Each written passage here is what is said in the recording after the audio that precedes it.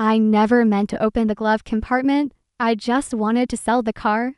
The payments were overdue again, and the bank had started calling every other day that morning. With the Seattle sky smeared in shades of wet gray and the air thick with lingering dampness after rain, I stood in front of Michael's old sedan and told myself, it's just a car. But the moment I reached for the handle, my hand trembled. It had been 32 days since he died, 32 days since the hospital called with words like aneurysm and no time to respond.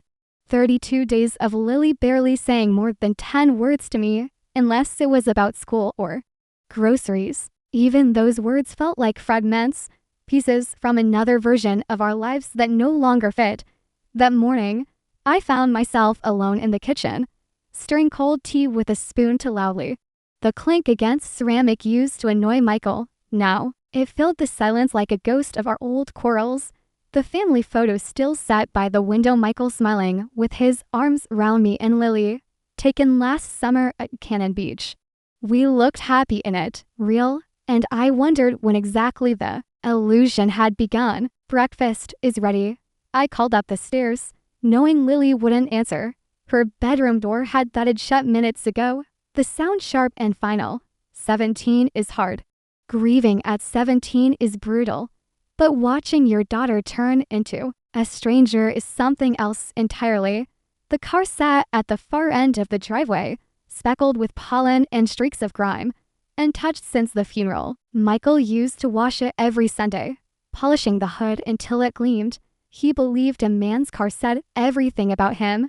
I didn't care about that. I just wanted to pay the gas bill. I took the spare keys from the kitchen drawer and walked out. It had started to drizzle again. That misty Seattle rain that doesn't soak you but sneaks under your skin. I climbed into the driver's seat and closed the door.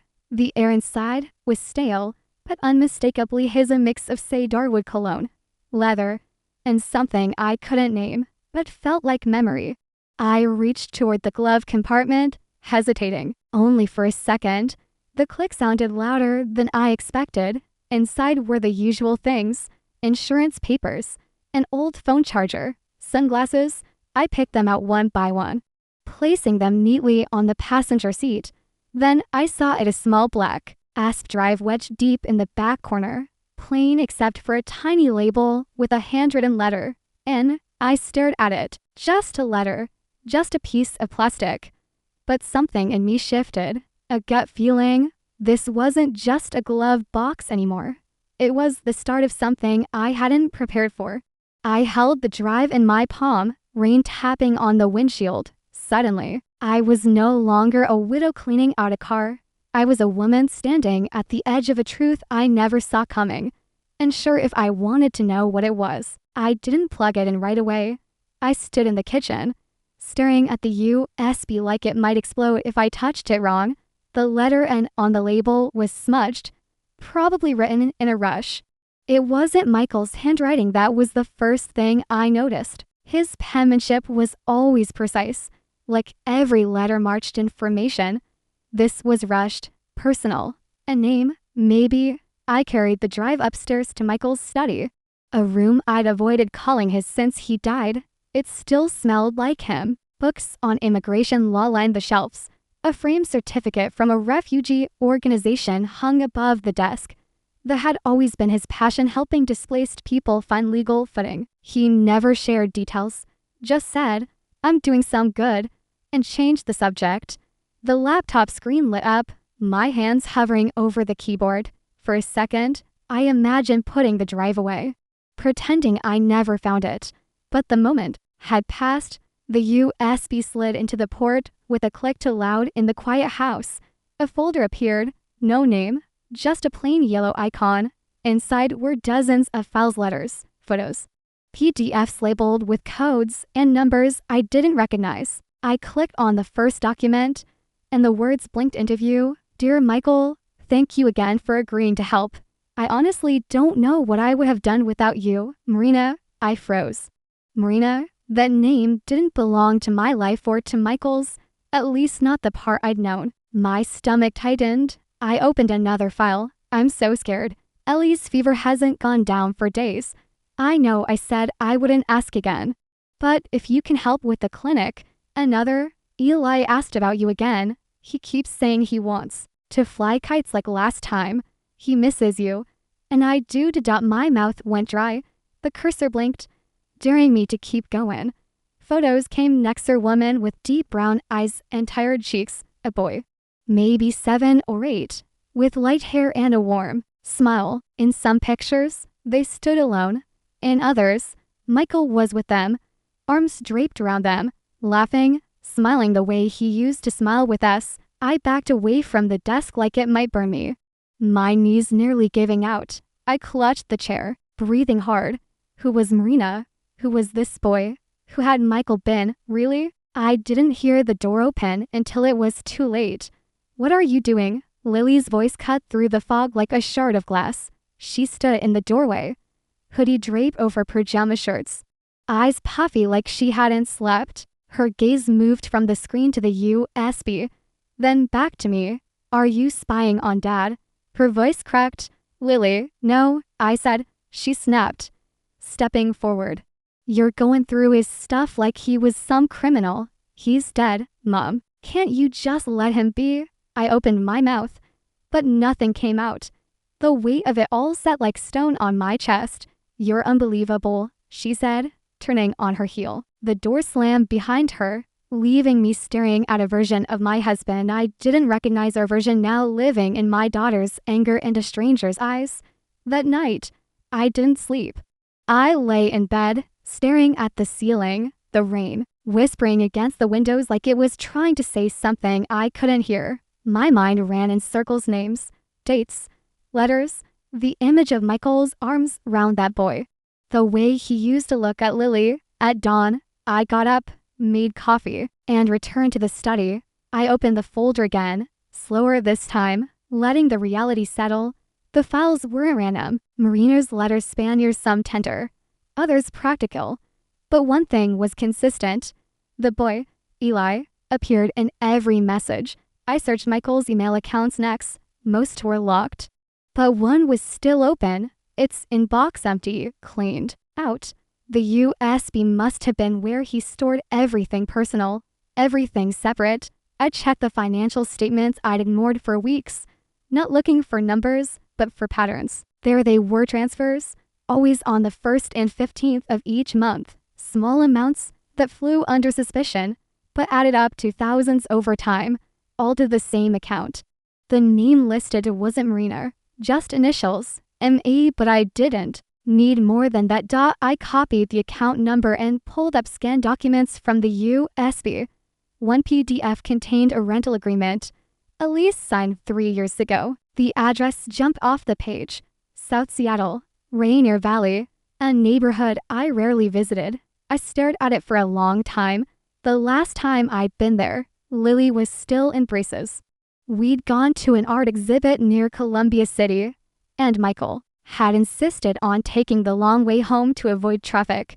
Now, I wondered if he'd been avoiding traffic at all. I didn't tell Lily I was leaving. She hadn't spoken to me since the night before. I left a note on the counter, just in case, and took the keys to my old Subaru. The streets were slick from the rain, the clouds heavy with more. Seattle always looked soft in the morning mist, like a watercolor left out in the weather too long. As I drove, I rehearsed what I might say. I'm his widow. No, too formal. I found your letters. Too aggressive. I just want to understand. Maybe that was closer to the truth. It took 40 minutes to reach the address, a modest 2-story apartment complex nestled between a taqueria and a laundromat. The building had peeling paint and a rusted bike rack, but the small garden near the entrance was well kept, with lavender and sage in narrow rows. I parked across the street and stayed in the car. I didn't know what I expected, but I saw them before I was ready. A woman stepping out, grocery bags in hand, long dark hair tied back behind her. A boy with a backpack bounded down the stairs, talking too fast for her to keep up. She laughed. It was them, Marina and Eli. Even from a distance, I could see it in his face, the light hair, the slope of his nose, the way his mouth turned up when he smiled. He looked just like Michael. I should have gotten out of the car, said something, anything, but I didn't. I sat there, heart pounding. Fingers clenched around the steering wheel like it was the only thing holding me together. Across the street, Marina adjusted her coat and nudged Eli forward. He bounced ahead, waving at someone near the corner. She followed, her steps quick and careful. They disappeared. I stayed frozen. I didn't cry or scream, just felt a quiet collapse, like something inside me had caved in without a sound. By the time I got home, the sky had turned a deeper gray, and the house felt colder than I remembered. Lily wasn't in the kitchen. Her plate from last night sat in the sink, the note I'd left untouched. Her door was closed. I didn't knock. I didn't have the energy to fight again. Instead, I made tea and stared out the window. The backyard tree had started to change, its leaves tinged with gold and red, heavy with early autumn. The silence broke behind me. I read everything, Lily said, her voice soft but sharp, like a whisper meant to wound. I turned and saw her by the staircase, holding the USB drive, cheeks flushed, eyes swollen. She'd been crying. I opened my mouth, but she spoke first. You found it in Dad's car, didn't you? The pictures, the letters, all of it? I nodded. I didn't go looking, I said. I just wanted to clean it out before selling it. Her voice cracked. Is it true? Did he have another family? My throat tightened. I don't know if it was a family, Lily. I don't know what it was. She shook her head. Don't lie to me. Not now. I stepped forward, but she pulled back. You always hated how close I was to him, she said. You were always disappointed in everything in me, in him. And now that he's gone, you're digging through his secrets like it proves you were right. That's not fair, I whispered. I didn't want any of this. But you kept reading, she said, her hand trembling. You didn't stop. No, I admitted, voice low. I didn't. She swallowed hard, tears gathering. I hate this. I hate that he's not here to explain. I hate that I don't know who he was. And I hate you for showing me. The words hit like a slap. But I didn't flinch. She turned away. I'm going to Grandma's, Lily. No, she disappeared up the stairs, drawers opening, bags being filled. 10 minutes later, the door slammed shut. I didn't chase her. I stood there, holding the cold mug of tea, staring at the spot where she'd been, wondering how many pieces a heart could break into before it stopped trying to hold anything at all. The next morning, I was back in Michael's study, surrounded by the life he left behind. His desk was still meticulously organized, like he'd only stepped away for a moment. The silence in that room was heavier than anywhere else. I stood there, unsure what I was looking for. Clarity, maybe, or a final sign. Then I remembered a line from a scanned letter on the USB. All documents secured in safety deposit box, key in right drawer, cufflink case. I opened the drawer slowly, afraid of what I might find. Inside, beneath old receipts and clip ties, was the wooden cufflink box I'd given him for our 5th anniversary. I lifted the lid. A small silver key with a numbered tag and the logo of a local bank downtown. I drove there without telling anyone, without really thinking. The man at the front desk recognized Michael's name immediately. He'd been coming there for years. After a signature check and an awkward silence, he led me to a private vault room and left me with the deposit box. It opened with the key. No code needed. Inside was a thick folder, 3 flash drives, and a sealed envelope marked with my name. My breath caught. I opened the letter first. Michael's handwriting filled the page, firm, slanted, familiar, a little rushed, but unmistakably his. Emmer, if you're reading this, it means something's happened. Maybe I'm gone. Maybe you found the drive or the files. Maybe you already know more than I ever managed to say. I don't know how much time I have, but I owe you the truth. All of it. I made mistakes. I sat down, the words blurring for a moment. He wrote about Marina. How they met at a volunteer clinic for undocumented immigrants. How she was scared, alone, trying to protect her baby. How, during a cold, silent period in our marriage, he crossed a line.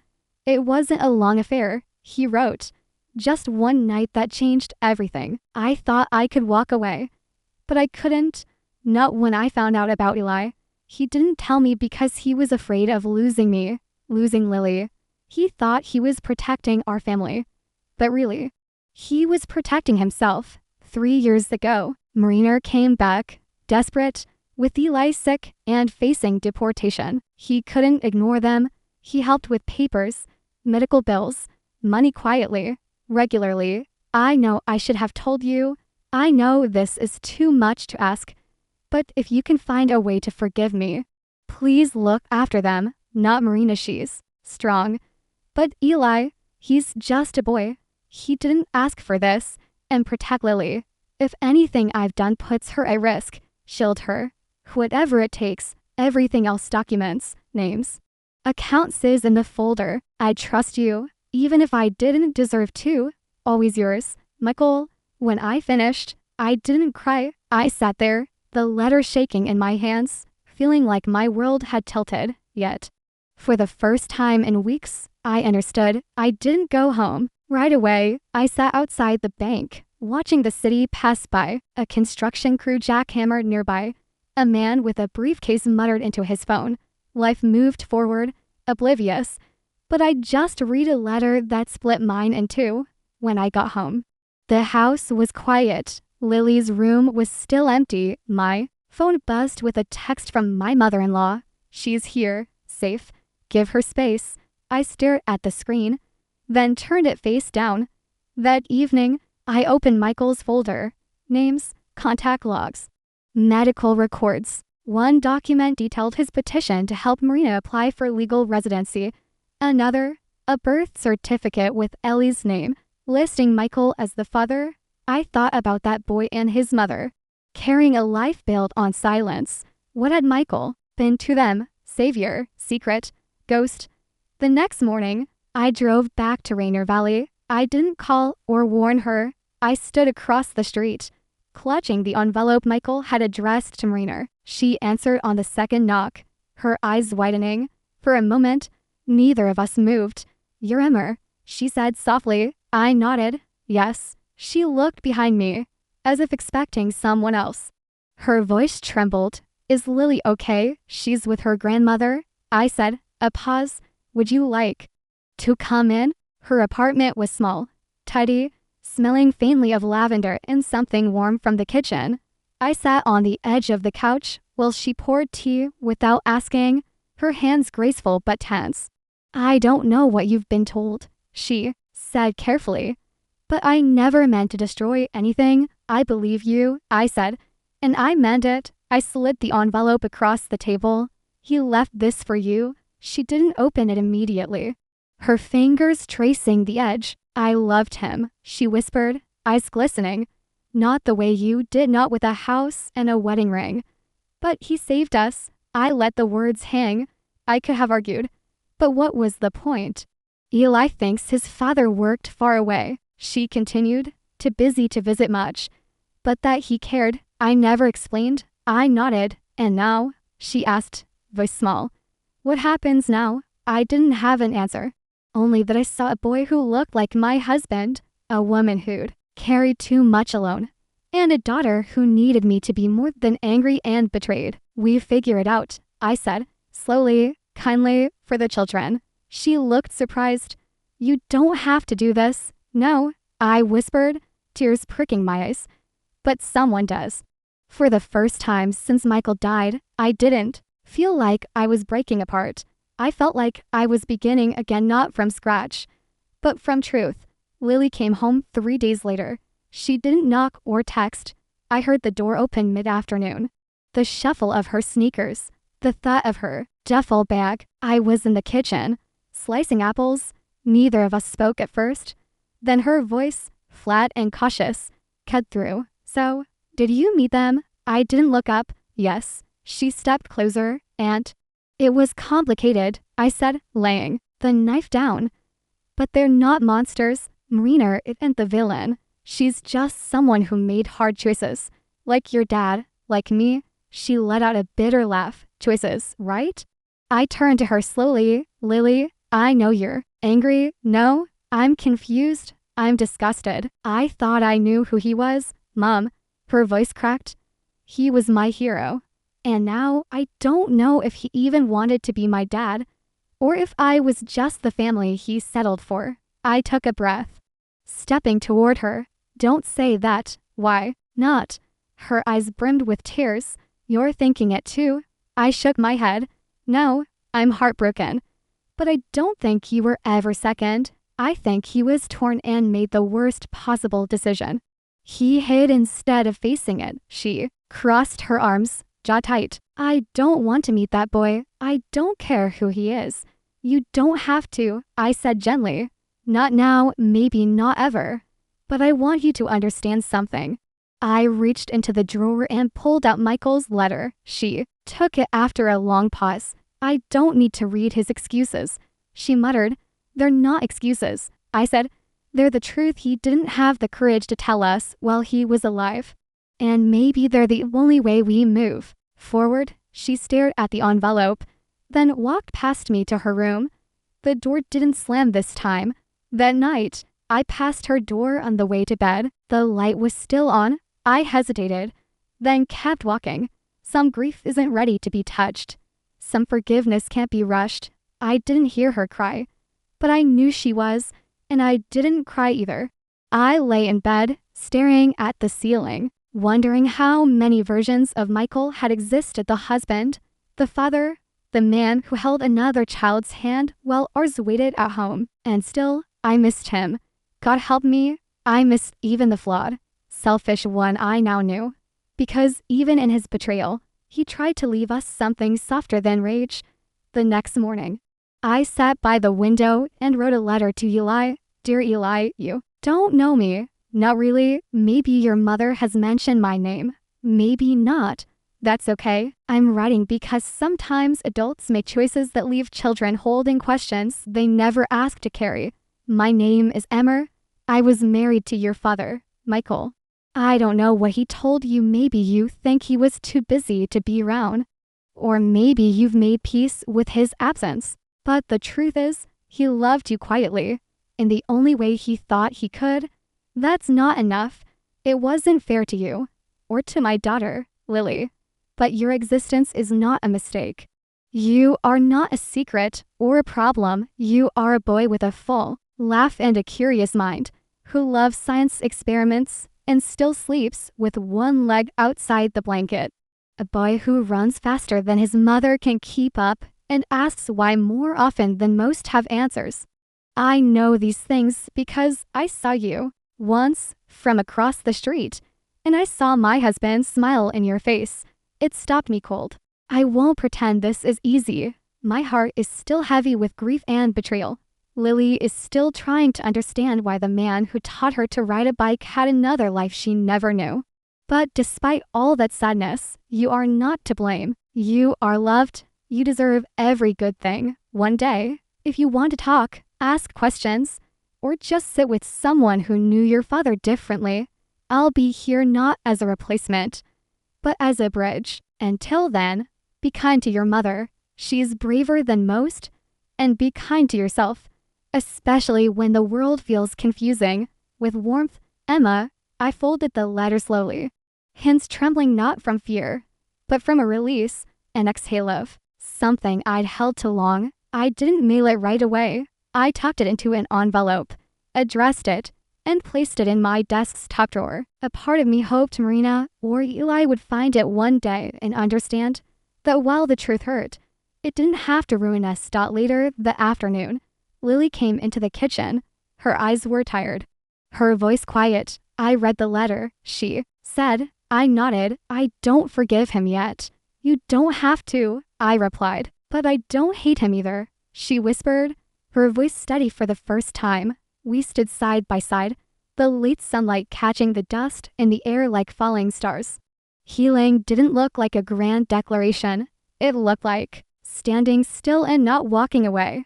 Autumn came slowly that year, the kind of fall where mornings held a gentle chill, and the trees seemed reluctant to let go of their leaves. I started baking again: apple bread, blueberry muffins.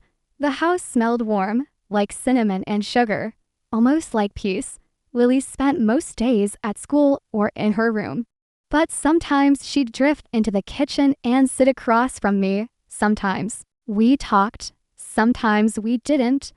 But the silence between us had softened. One evening, I found her on the couch, watching old home videos on her laptop. She didn't hide the screen when I walked in.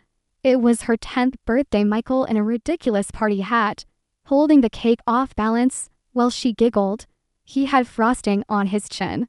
I watched my past self wipe it away. We were all laughing. I miss him, she murmured. I sat beside her. I do too. She leaned her head against my shoulder. The first time since the funeral. Do you think he meant to fix it? She asked. I thought for a moment. I think he was trying. In the only broken way he knew. She nodded. That was enough for now. The next day, I got a message from Marina, a photo of Eli at a science fair, grinning beside a poster about volcanoes, holding a tiny paper match mountain. The caption read, "He got second place. He wanted you to know." I stared at it, smiling through tears. Later, I showed it to Lily. She studied it for a beat too long. "He looks like Dad," she whispered. I know. She didn't say more, but she didn't look away either. We didn't force anything, no promises, no timelines, just space to feel without apology, to mourn and grow. The kind of space that slowly allowed something else to take root, not forgiveness, exactly, but acceptance. One cold Sunday morning, as I poured hot chocolate into mismatched mugs, Lily asked, "Do you think he'd like to come over sometime for dinner?" The boy, my hand paused mid-pour. I looked at her. She shrugged. "Just if he wants to." A quiet smile crept onto my face. "I think he might." She nodded and sipped her drink, eyes darting to the window where frost patterned the glass. Outside, the leaves had finally begun to fall. Inside, something new was beginning, not a return to what we were, but the start of what we might become. The first time Eli came over, he wore a navy sweater to sizes too big and clutched a book like a shield. Marina stood behind him on the porch, giving a nervous, polite smile, careful not to overstep. Lily opened the door. They stared at each other, two teenagers with nothing in common, but everything tangled between them. "Hey," Lily said, voice low. "Hi," Eli replied, gripping the book tighter. The silence was thick enough to stop time. Then, to my surprise, Lily stepped aside. "You coming in or what?" And just like that, he did. Dinner was awkward.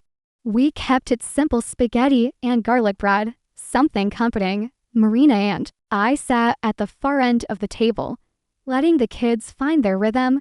Eli barely touched his food. Lily kept sneaking glances at him, like he was a math problem that didn't add up. But when he mentioned loving physics, her eyes lit up. "That's my best subject," she said. "Really?" His voice cracked slightly. "You like space stuff, black holes, time dilation, all that?" She twirled her spaghetti. "I kind of want to be an astrophysicist." Eli blinked. "That's actually really cool." It wasn't much, but it was enough. After dinner, the kids went to the living room. I heard them talking, tentative at first, then with bursts of laughter that caught me off guard. Marina helped me wash dishes, both of us moving in quiet rhythm. "You've raised a good girl," she said softly. "So have you." We didn't need to say more. There was peace between us now, not the kind that erased the past, but the kind that acknowledged it and chose to move forward.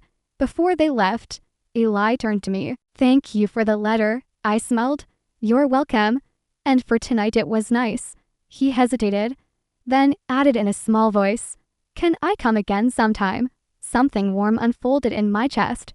"Of course." Marina squeezed my hand before stepping into the cold. I watched them go, a little boy and his mother, walking back into the night, but not into silence or shame this time. Later, as I turned off the lights, Lily stood beside me at the front window. "He's okay," she said simply. I nodded. "He is." She leaned into my side, and we stood there, watching the street lights flicker on one by one. No grand ending, no sweeping music, just a porch light left on, 2 cups in the sink, and A home stretched wide enough to hold more than one truth, more than one kind of love, because sometimes healing doesn't mean going back. It means building something new and daring to let others in. Weeks passed, then months, and cautious visits became quieter, more natural. Eli started coming by on Sundays, sometimes for dinner, sometimes to sit at the kitchen table while Lily did homework and I folded laundry. He brought stories from school, science facts he'd memorized. Once a wilted sunflower he'd tried to grow on his windowsill. It had barely survived the winter light, but he was proud anyway. Next time I'll try basil, he said. I'll help you, Lily offered. He looked surprised but nodded. They didn't talk much about Michael, not directly, but his absence was there, like a shadow that no longer frightened anyone, just reminded us where the light used to fall. Marina came sometimes, too, at first staying close to the door, always ready to retreat. But one afternoon, she brought a tin of homemade tamales and a photo of Eli as a baby. We sat at the kitchen table, sipping cinnamon tea, while Lily asked cautious, curious questions. He used to sleep on my chest, Marina said, smiling at the photo. He'd curl up like a little bean, so warm I thought my heart might melt. I listened quietly, because I never saw Michael hold Eli. I never saw him be that father. But I could imagine it now, not to excuse the lies, but to accept the fullness of the man I'd loved. Flawed and divided, who tried in all the wrong ways to do right by everyone. That spring, Lily asked if she and Eli could present a joint science project at the community fair. They built a model of the solar system, painted each planet by hand, and rigged tiny LED lights to mimic orbit pods. When they showed it off under the auditorium lights, I stood beside Marina in the back row, our hands brushing by accident. We didn't move them away. Afterward, Eli came running down the aisle with a red ribbon in hand, second place again. Lily trailed behind, cheeks flushed with pride. I messed up the part about Jupiter's rotation speed, he groaned. No one noticed, Lily said.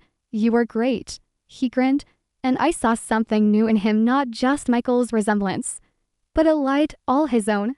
That night, Lily sat on the edge of my bed, legs swinging like she was 10 again. I don't think I'll ever stop being mad at Dad, she said. I don't think you have to. But I'm glad Allie's here. My throat tightened. Me too. In that moment, I realized something simple and powerful. We don't always choose how the story begins, but we can shape how it continues. We can choose grace, openness, family, even the kind born from fracture. This modified version is now formatted into clear paragraphs, enhancing the narrative's emotional pacing and readability. If you have a specific script segment where AITA stories appeared, or if you'd like further tweaks, e.g., tone, style, or additional changes, please let me know. Additionally, if you want to discuss how this story could be adapted for Warth Stories branding or audience, I can tailor it further.